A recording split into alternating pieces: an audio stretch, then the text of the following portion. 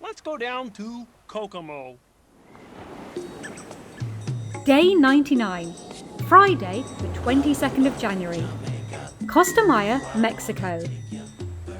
The banging, hammering and drilling started in earnest at precisely 7:58 a.m. It's impossible to describe just how loud and annoying the sound of metal hammers clashing on metal pipes is. But imagine being kept in a sardine can with a ravenously hungry, slightly retarded giant banging on the outside of it with a metal tin opener, trying in vain to get the contents out so that he could sate his never-ending appetite. Then double it, and you might be somewhere close to how I felt yesterday. Next, the phone rang, but I have no idea who it was or what they wanted, as it was impossible to hear what they were saying, with the sound of the all-metal band in full rehearsal. I just kept yelling at them to go away, as everyone was sleeping, until they finally hung up. It's guaranteed that no one was asleep, with the incessant din that filled the room, and by the time I finished yelling at the caller, I doubt there were many people asleep on any part of the ship.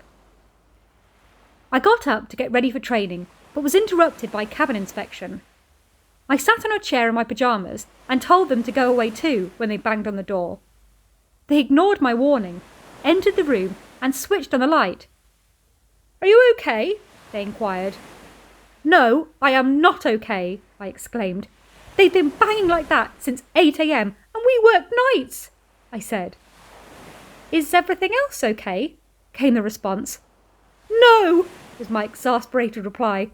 "It's been like this for the past 8 days and I've had no sleep." They soon left, and I'm hoping gave us a pity pass on this week's inspection at least. The men who had been banging finally decided to knock on the door and ask to come in, rather than try and break the wall down, which was what it sounded like they had been doing. When I turned the light on again, I was genuinely surprised that there weren't any holes in our walls. I finished getting dressed, let them in and departed for training, looking like I'd been living on the streets for the past 3 months, not some luxury cruise liner. After the training was completed, our awesome manager Leonard arranged for some keys to be dropped off to his office, so I excitedly collected them and ran back to the cabin to distribute them to my cabin mates. I grabbed some essentials: phone, charger, headphones and chocolate. Downed a glass of juice with a slice of melon on my way through the mess as breakfast/lunch/dinner, and found my way to deck 8 using staircase 72. Once there, the hallowed key opened the door to the kingdom of peace and quiet. We'd been given access to a spare crew cabin to use for the day. I threw my clothes on the chair and jumped in the closest bed. I was soon joined by my roommates, and before long we were all happily sleeping soundly, just like Goldilocks in the fairy tale. I slept from just after midday until 3 p.m. It was the sweetest sleep of my life practically. I woke up feeling fantastic, fully refreshed, and like I'd been asleep for 30 hours, not just 3. I bounded back to our cabin, where the water had been turned back on thankfully, took a shower and skipped along to work, ready for anything. The casino was quiet early, but got busy by about 8 p.m, which helped keep my energy levels high. At one point, I contemplated the lack of sleep versus some of the beautiful yet cold winter riding out scenes that have been posted all over Twitter this week.